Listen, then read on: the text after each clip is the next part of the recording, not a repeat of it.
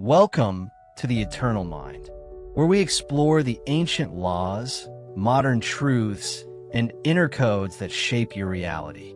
If you're new here, you're not just listening, you're awakening.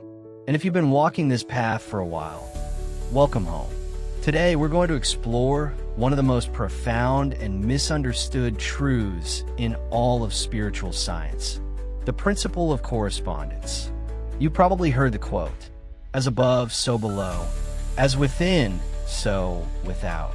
But what does it really mean? Is it a poetic metaphor? Or is it a literal law of existence?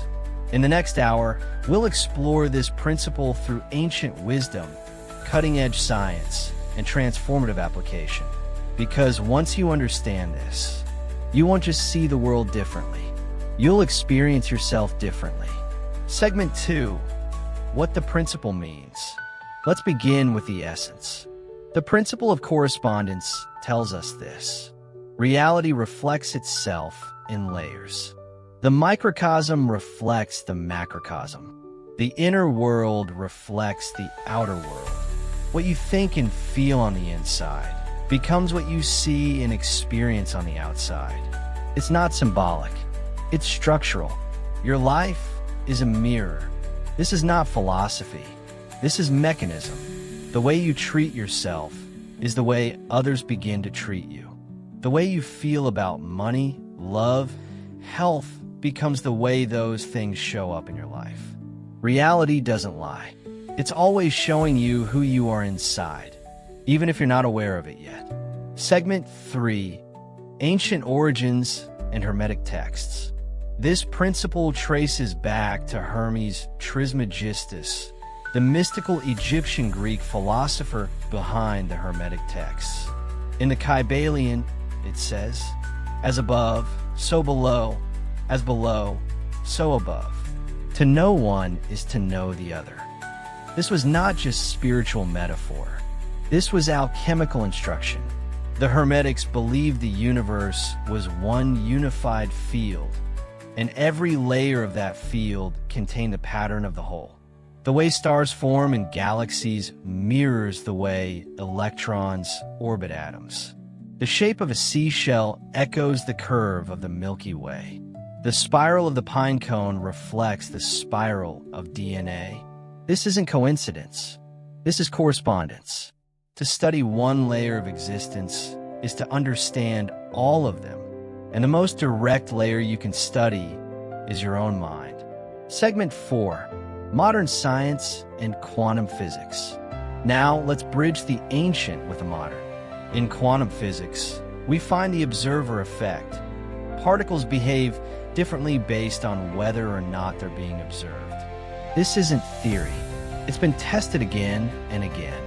Your attention, your consciousness, interacts with matter. Dr. Joe Dispenza puts it like this. Where you place your attention is where you place your energy. And energy flows where attention goes. Your focus isn't passive. It's creative. In neuroscience, we see neuroplasticity. The brain literally reshapes itself based on repeated thought and emotion. Your inner state is reprogramming your outer behavior, and therefore, your life. This is correspondence at the level of biology. Segment 5, Insights from Modern Thinkers. Neville Goddard. Change your conception of yourself, and you will automatically change the world in which you live. Wallace D. Wattles. To think what you ought to think is to think truth, regardless of appearances. Napoleon Hill. Whatever the mind can conceive and believe, it can achieve. These men weren't repeating motivational quotes. They were describing a vibrational structure of consciousness, an inner blueprint that corresponds with external form.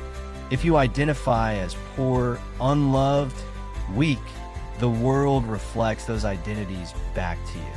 But if you shift into wealth, love, power, not just mentally, but emotionally, the world reflects that too. Segment 6, Real-World Examples and Stories.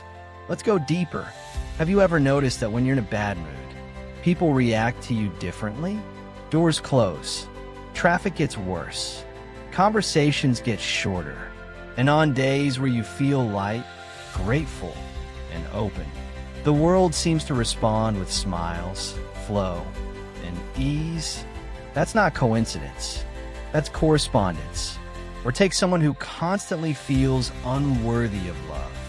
They unconsciously repel healthy partners or attract emotionally unavailable ones over and over again. Why?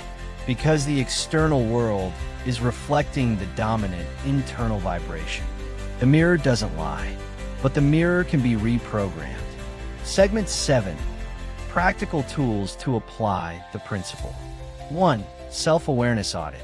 Each morning ask, what is life reflecting back to me? Your mood, your energy, your reality, they're all feedback. 2. Identity recode. Replace limiting self-concepts with empowering ones. I am not enough becomes, I am expanding into power. Write it, speak it, feel it. 3. Environmental alignment. Clean your space. Design your surroundings to reflect your higher self. Your room, your schedule, your language should all match the reality you're calling in. 4. Thought equals form.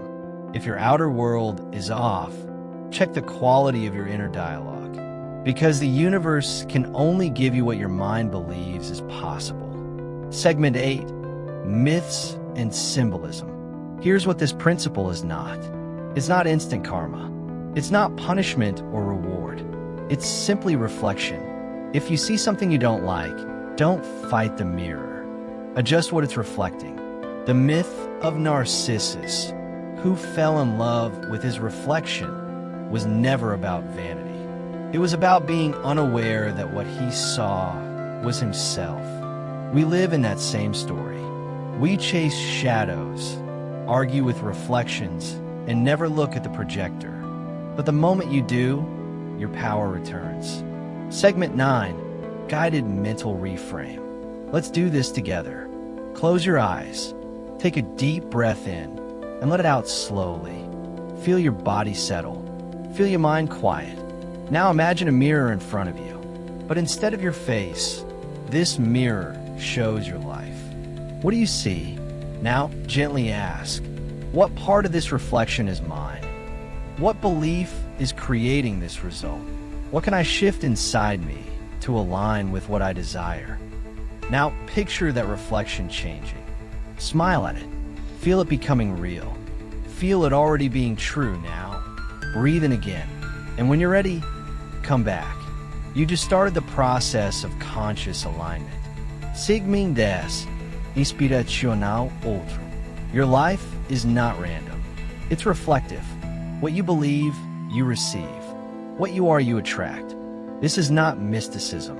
It is design. And once you understand the principle of correspondence, you stop reacting and start creating.